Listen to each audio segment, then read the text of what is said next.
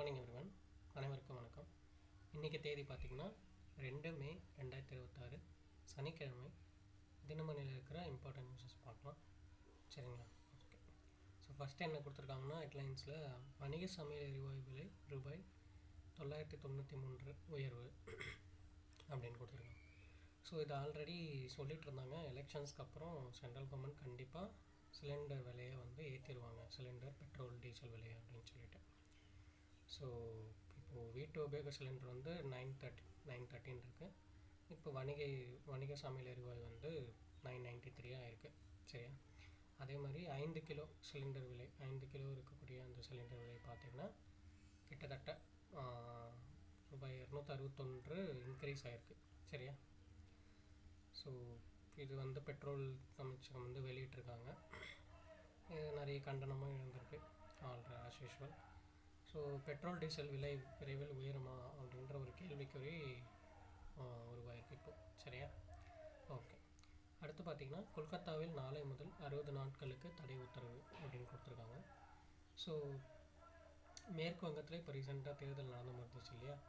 அங்கே வந்து பார்த்திங்கன்னா May 4 வந்து வாக்கு எண்ணிக்கை நடைபெற போகுது. இப்போது இதனால் வந்து கொல்கத்தா மாவட்டத்தில் இருக்கிற இந்த பதற்றமான சில இடங்கள் இருக்கும் இல்லையா, அங்கெல்லாம் வந்து ஒரு 60 டேஸ்க்கு வந்து ஒரு தடை உத்தரவு வந்து போட்டிருக்காங்க அந்த கொல்கத்தா மாநகராட்சி. சரியா?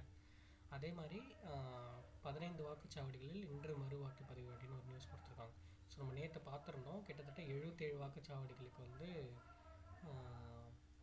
ஒரு மறு வாக்குப்பதிவு வந்து நடத்தணும் அப்படின்னு சொல்லிட்டு ஒரு கோரிக்கை எழுந்திருக்கு அப்படின்னு சொல்லிட்டு, அதில் வந்து எலெக்ஷன் கமிஷன் ரிவ்யூ பண்ணி ரிசர்ச் பண்ணி போய் பார்த்ததில் ஒரு 15க்கு மட்டும்தான் அவங்க அப்ரூவல் கொடுத்துருக்காங்க. சரியா?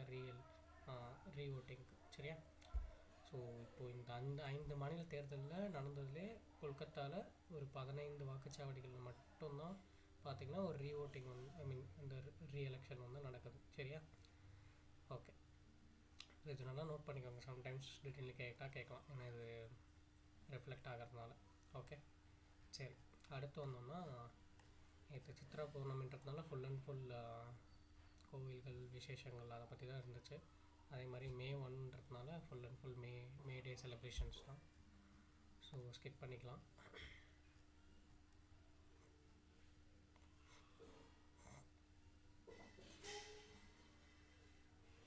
இன்றைக்கி எடிட்டோரியலில் பார்த்திங்கன்னா, நேற்று நம்ம பார்த்துருந்தோம் இல்லையா, இந்த மைனர் பாலியல் வன்கொடுமை, 18 வயது குறைவான சிறுமிகள் பாலியல் வன்கொடுமை செய்யும்போது அவங்க அந்த கருவை வந்து சுமக்கணுமா இல்லை இது பண்ணணுமா அப்படின்ற ஒரு கேள்விக்கு வந்து உச்சநீதிமன்றம் வந்து மத்திய அரசு இதுக்காக ஒரு சட்டத்திருத்தம் மேற்கொள்ளணும் அப்படின்னு சொல்லிட்டு உச்சநீதிமன்ற நீதிபதி சொல்லியிருப்பாங்க இல்லையா. ஸோ அதை பற்றி ஒரு அனாலிசிஸ் தான் கொடுத்துருக்காங்க. சும்மா ஜஸ்ட் ரீட் பண்ணி பாருங்கள். சரியா? ஓகே. அடுத்து வந்தோம்னா,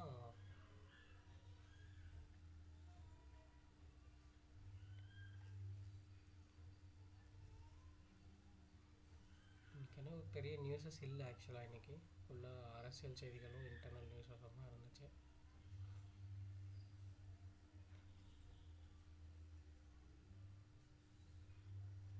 ஓகே. ஸோ இவங்க என்ன சொல்கிறாங்க அப்படின்னா, இந்தியாவின் முதல் தடையற்ற சுங்கச்சாவடி குஜராத்தில் தொடக்கம் அப்படின்னு ஒரு நியூஸ் இருக்குது. ஓகே. ஸோ என்னன்னு பார்த்தீங்கன்னா வந்து ஆட்டோமேட்டிக் ஆல்ரெடி ஃபாஸ்டாக இருக்குது இல்லையா, அதே மாதிரி நம்ம இப்போது சுங்கச்சாவடியில் வந்து நிற்க வேணாம். சரியா? ஸோ இப்போ குஜராத்தில் இருக்கக்கூடிய சூரத் பரூச் இங்கே இடைப்பட்டு இருக்கக்கூடிய NH, ஓகே, நேஷ்னல் ஹைவேஸில் NH 48 ஒரு வழித்தடத்தில் அமைந்துள்ள சோர்ஸ்யாகி சுங்கச்சாவடியில் இந்த புதிய சேவையை அறிமுகப்படுத்துள்ளது அப்படின்னு கொடுத்துருக்காங்க. ஸோ இதில் என்னென்னா வந்து, நீங்கள் அந்த சுங்கச்சாவடி மட்டும் இருக்கும், நீங்கள் கிராஸ் பண்ணி போயிடலாம், நீங்கள் எதுவும் பணம்லாம் செலுத்த வேணாம். சரியா? அதே மாதிரி வாகனமும் நிற்க வேணாம், அந்த ஒரு டோல் மட்டும் இருக்கும். ஓகே, நீங்கள் அப்படியே போயிட்டே இருக்கலாம், நீங்கள் நிற்கவே வேணாம்.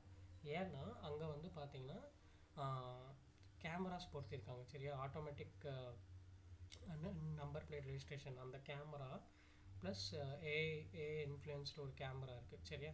இதெல்லாம் இது பண்ணி அதுவே வந்து உங்களுடைய QR கோடை ஸ்கேன் பண்ணி அதுவே அமௌண்ட் வந்து எடுத்துக்கும். சரியா? அதான் அந்த தடையற்ற சுங்கச்சாவடின்னு சொல்கிறது. அதுதான் தடையற்ற இந்த சென்ஸ். அவங்க என்ன சொல்ல வராங்கன்னா, நிற்க தேவையில்லை அப்படின்றது தான் அவங்க மீன் பண்ணுறாங்க. ஏன்னா ஆல்ரெடி நின்னாங்கன்னா நிறைய போக்குவரத்து நெரிசல் ஆகுது, வாகன அந்த புகையெல்லாம் ஒரே சமயத்தில் நிறைய நிறைய வெளியிடுறாங்க இல்லையா. ஸோ இதை குறைக்கிறதுக்காக தான் இந்த மாதிரி எண்மமயமாக்கல் ஒரு டிஜிட்டலைஸ்டாக பண்ணிகிட்ருக்காங்க நம்மளுடைய தேசிய நெடுஞ்சாலைத்துறை. சரியா, இதை வந்து இப்போது இது வந்து டெஸ்டிங் பேஸில் அறிமுகப்படுத்தியிருக்காங்க. ஓகே, குஜராத்தில் இப்போது இது வந்து நல்லா போச்சு. எப்படியோ இதை வந்து இன்ஸ்டால் பண்ணுவாங்க எல்லா இடத்துலையும் இல்லையா. ஸோ அதான் இங்கே சொல்கிறாங்க. சரியா, தானியங்கி வாகன பலகை அங்கீகாரம், அதான் ANPR, automatic number plate registration, செயற்கை நுண்ணறிவு பகுப்பாய்வு மற்றும் ஃபாஸ்டேக் ஆகிய நவீன தொழில்நுட்பங்கள் ஒருங்கிணைக்கப்பட்டு கேமராக்கள் மற்றும் QR குறியீடுகள் மூலம் வாகனங்கள் சென்றிருக்கும் போதே சுங்க கட்டணம் வசூலிக்கப்பட உள்ளது. ஸோ வெஹிக்கிள் போயிட்டுருக்கும் போதே அதை ஸ்கேன் பண்ணி டோல் ஃபீஸை எடுத்துக்கும். சரியா, ஓகே. எந்த ஹைவேன்னு மட்டும் ஞாபகம் வச்சுக்கோங்க, சூரத் பரூச் NH40. சரியா, ஓகே. அடுத்து வந்தோம்னா வேறு எதுவும் பெருசாக செய்திகள் இல்லை. ஸோ நாளைக்கு செய்தித்தாளில் மீட் பண்ணலாம். தேங்க்யூ.